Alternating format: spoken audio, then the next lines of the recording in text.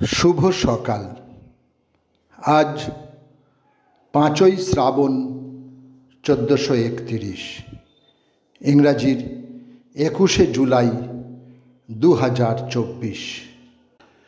আজ গুরু পূর্ণিমা। হিন্দু ক্যালেন্ডার অনুসারে আষাঢ় মাসের পূর্ণিমার দিন এই উৎসব পালন করা হয়। এই তিথিতে কৃষ্ণদ্বৈপায়ন ব্যাস জন্মগ্রহণ করেছিলেন বলে একে ব্যাস পূর্ণিমাও বলা হয়। যৌগিক ঐতিহ্যে বলা হয়েছে এই দিনটিতে মহাদেব প্রথম গুরু হয়ে সপ্তর্ষিদের যোগের সংক্রমণ শিক্ষা শুরু করেছিলেন। 21শে জুলাই 1816 বিশ্ববিখ্যাত সংবাদ সংস্থা রয়টার্সের প্রতিষ্ঠাতা পল জুলিয়াস রয়টারের জন্মদিন। জার্মানির ক্যাসেলে জন্ম নেওয়া রয়টার পারিবারিক সূত্রে ছিলেন ইহুদি ধর্মাবলম্বী। তরুণ বয়সে রয়টার ব্যাংকে চাকরি করতেন।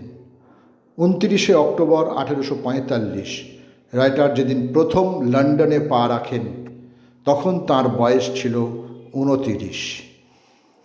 1851 লন্ডনের স্টক এক্সচেঞ্জের পাশে তিনি রয়টার্সের একটি শাখা অফিস খোলেন। এগিয়ে চলেন পল জুলিয়াস রয়টার ও তার সংস্থা। আনন্দ বক্সী বা আনন্দ বক্সী একজন বিখ্যাত ভারতীয় কবি ও গীতিকার। হিন্দি সিনেমার স্বর্ণযুগের অধিকাংশ জনপ্রিয় সিনেমায় তিনি সঙ্গীত রচনা করেছেন। কিছু সিনেমায় নিজে গানও গেয়েছেন। 21শে জুলাই 1930 বর্তমান পাকিস্তানের রাওয়ালপিন্ডিতে তাঁর জন্ম হয়। তাঁর প্রকৃত নাম আনন্ত প্রকাশ বৈদ্য। 1947 সালে দেশভাগের পর তাঁর একটি মালবাহী বিমানে চেপে ভারতের দিল্লিতে চলে আসেন এবং পুনে মিরাট হয়ে দিল্লিতেই বসতি স্থাপন করেন।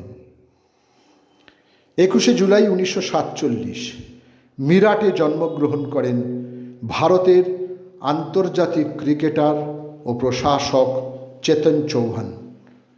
তিনি ভারতীয় ক্রিকেট দলের অন্যতম সদস্য ছিলেন।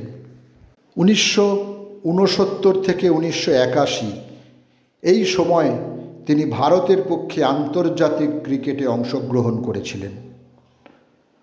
ভারতীয় ব্যারিস্টার উমেশচন্দ্র বন্দ্যোপাধ্যায় 1906 সালে আজকের দিনে লন্ডনের ক্রয়েডনে শেষ নিঃশ্বাস ত্যাগ করেন।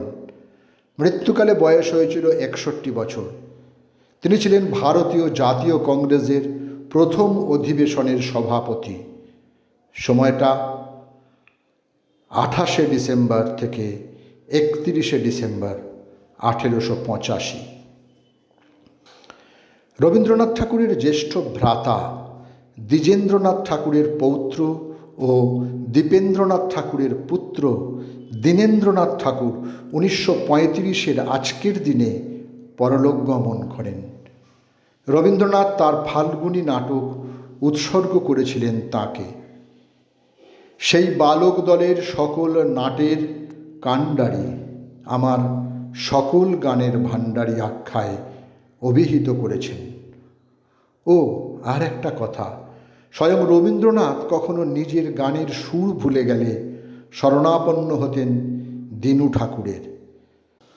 তাঁর স্মরণ সভায় রবীন্দ্রনাথ যে বক্তব্য রাখেন তা দীনেন্দ্রনাথ শীর্ষক নামে প্রবাসীর ভাদ্র সংখ্যায় প্রকাশিত হয়।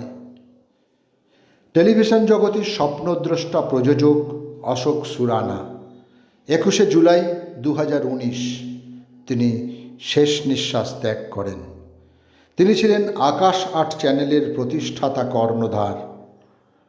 তিনি ছিলেন বাংলা টেলিভিশনের ধারাবাহিকের জনক।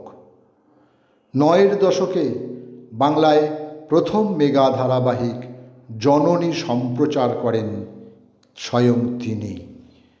সকলকেই আমার আনত প্রণাম।